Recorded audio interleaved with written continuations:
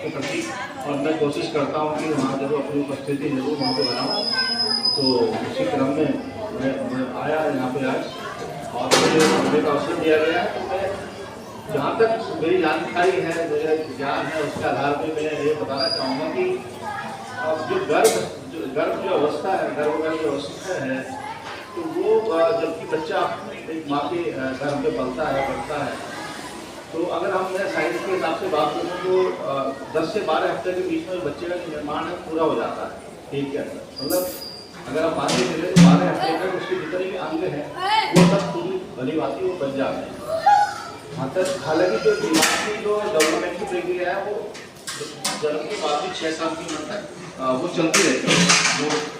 जो दिमाग का विकास होता है वो कंप्लीट रूप से अगर माना जाए साइंटिफिक रूप से तो 6 साल की उम्र तक जो है वो कंप्लीट हो पाता है। लेकिन ऐसा माना गया है, साइंस ने भी प्रूव किया है और हमारे शास्त्रों में माना गया है कि 3 महीने की उसके बाद में जो गर्भ में जो बच्चा होता है, 3 महीने की गर्भावस्था होने के बाद में बच्चा जो है बहुत सारी चीज़ों को समझने लग जाता है, पेट के अंदर प्रतिक्रिया करता है। जैसे ध्वनि को समझने लग जाता है, साउंड को समझेगा, वो अपने जो है स्पर्श को समझता है, और बाहर का जो वातावरण है, कैसा वातावरण है, कैसा माँ का खान पान है, तो इन सब चीज़ों का जो प्रभाव है वो उस पर बच्चे पे पड़ना शुरू हो जाता है। महीने की अवधि के बाद ऐसा माना जाता है। तो ये बहुत ज़रूरी है हमारे उसमें कि जब हम ये बात को जानते हैं, बात को सब समझते हैं, हमारे शास्त्र भी कहते हैं, साइंस भी कहती है कि गर्भावस्था के समय में बच्चे का जो दिमागी जो विकास हो रहा है, किस तरह का आगे दिमागी विकास हो रहा है, उस पर जो है प्रभाव पड़ता है। माँ के जो आचरण का, माँ के जो व्यवहार का, माँ के खान-पीन का, माँ के जो आसपास जो वातावरण है उसका। तो हम इन चीज़ों का ध्यान हमें रखना बहुत जरूरी है, ताकि हम एक अच्छे बच्चे को जो कि ज्ञानवान हो, जो जिसके अच्छे संस्कार हों। देखिए, पढ़ लिख करके हम अच्छी ज्ञान तो अर्जित कर सकते हैं, लेकिन जो व्यवहार है और जो संस्कार है वो हमें सिर्फ अपने परिवार और सिर्फ परिवार या जो गुरुजनों उन्हीं से आता है, और उसमें भी सबसे ज़्यादा जो आता है अपने परिवार से आता है, और परिवार में सबसे ज़्यादा कहाँ से आता है? माँ से आता है। तो इसलिए माँ की जो भूमिका है वो सर्वोपरि है बच्चे को संस्कार देने में और बच्चे को ज्ञानवान बनाने में। एक तो ज्ञान अर्जन करना या पढ़ना अलग बात होती है, लेकिन ज्ञानवान बनाना, ज्ञानवान मतलब जो गंभीरता के आधार पर जो हमारा जो बुद्धि होती है उसको हम ज्ञान कहते हैं, कि हम अपनी व्यवस्था से उस चीज़ को कैसे लाए जो हमने सीखा है और कैसे भली भांति उसको ले लेता है, वो ज्ञान है। तो उसको जो है माँ का जो है तो बहुत बड़ा रोल होता है। तो ये ध्यान रखिए व्यवस्था के समय पे कि आपका जो वातावरण है वो अच्छा होना चाहिए। आपके जो विचार है, आपके जो विचार हैं वो सकारात्मक होने चाहिए। कोई भी नकारात्मक विचार अपने मन में ना लाए, सकारात्मक विचार के सकारात्मक ऊर्जा रखिए।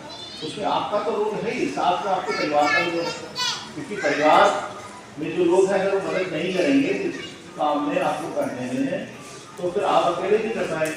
तो ये उसके जो बच्चा पल रहा है घर में, उसके फादर का भी रोल है, जो परिवार में जो दादा दादी हैं, अन्य जो भी परिवार में उनके साथ में आप रहते हैं, सभी की सामूहिक जिम्मेदारी है कि उस गर्भवती माता को उस समय ऐसा वातावरण दें ताकि वो उसका विचार जो है सकारात्मक बने रहें। बच्चे विचार सकारात्मक होंगे तो बच्चे के अंदर भी पॉजिटिविटी आएगी। आपने देखा होगा कि एक ही घर में बच्चे होते हैं, 2 बच्चे हैं, 4 बच्चे हैं, और सबके विचार अलग अलग होते हैं। क्यों होते हैं? जबकि जीन तो सबके सेम ही है, लेकिन विचार सबके अलग अलग होते हैं। तो कहीं ना कहीं कोई ऐसी चीज़ें हैं जो उनको प्रभावित करती हैं। तो साइंस है, साइंस भी इसमें आगे बढ़ रही है, और हमारे शास्त्र को शुरू से बताते आए हैं कि हमें जो है अपने आचार विचार उस समय बहुत अच्छे रखने चाहिए। तो एक सकारात्मक विचार हो। दूसरा वातावरण भी बहुत इम्पोर्टेंट रहता है। अगर अब आप देख रहे हैं जगह जगह युद्ध हो रहा है, और उस समय अगर इस तरह की अहिंसा हो रही है जगह जगह, तो उस समय अगर ऐसी चीज़ें वातावरण में चल रही होंगी, चारों तरफ चल रही होंगी, तो डेफिनेटली वो माँ भी सोचेगी उस चीज़ को, उसका प्रभाव पड़ेगा। तो बच्चे में हिंसात्मक जो प्रवृत्ति है उसके होने के चांसेस ज़्यादा हैं।